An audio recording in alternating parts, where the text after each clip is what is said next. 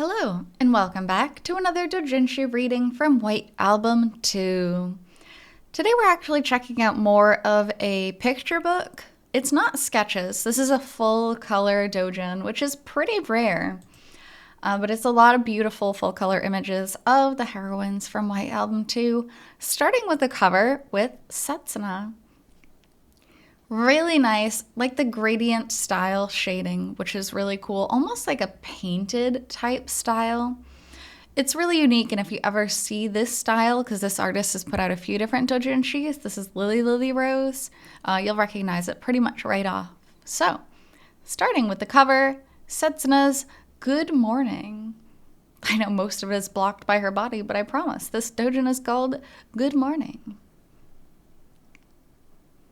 By LilyLilyRose. It is very hard for me to say that fast.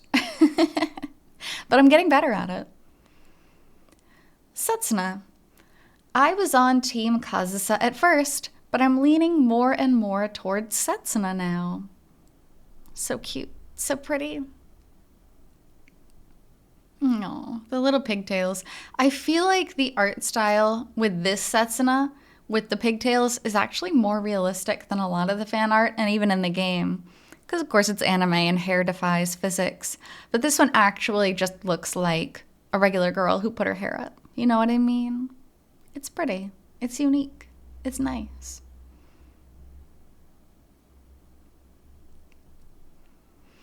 And then moving on to Kazusa.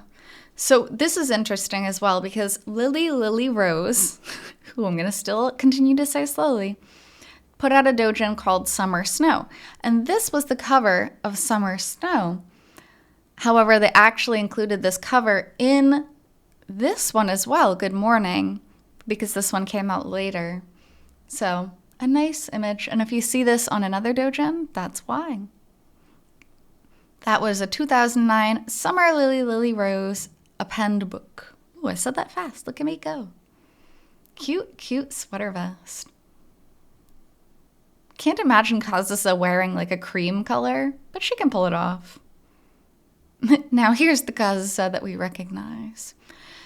Interestingly enough, the way this artist depicts Kazusa is with the straight up black hair.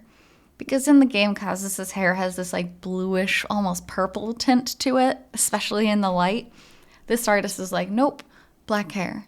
It's almost like they want to go for the realism. Again, like with Setsuna's pigtails, they looked very realistic.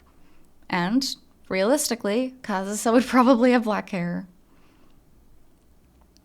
Nice tights, though. This was one prospect for the cover. Something didn't feel quite right.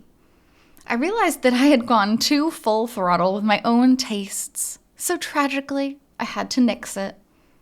Oh, don't worry, it's a lot of other people's tastes too. See, look at this. This is the tint. This is like that kind of bluish tint to Kazusa's hair that I was talking about. This is not as realistic on a human, but as far as an anime character and being accurate to Kazusa's character, this feels more like Kazusa. So pretty. Kazusa. No matter how many times I draw her, that long black hair of hers is difficult. I just can't make it mine. Murasama is really the god of straight black hair. I was glad to see it in WA2 after Kusakabe-san. It's so pretty. It really is. It's a trope. Every anime has a girl with long black hair. Now I'm trying to prove myself wrong mentally, but most animes have a girl with long black hair. Like the traditional Japanese beauty kind of girl. This is adorable. Look at the ears. They're so cute. My God. Really, really cool. These images, if they look familiar, they were also included in another doujinshi. It was by LilyLilyRose. It was a stick poster collection. So you could like print these off and make them into little posters. But since they're like long and slim, they call them stick posters. So cute. I love Setsuna's branded socks also.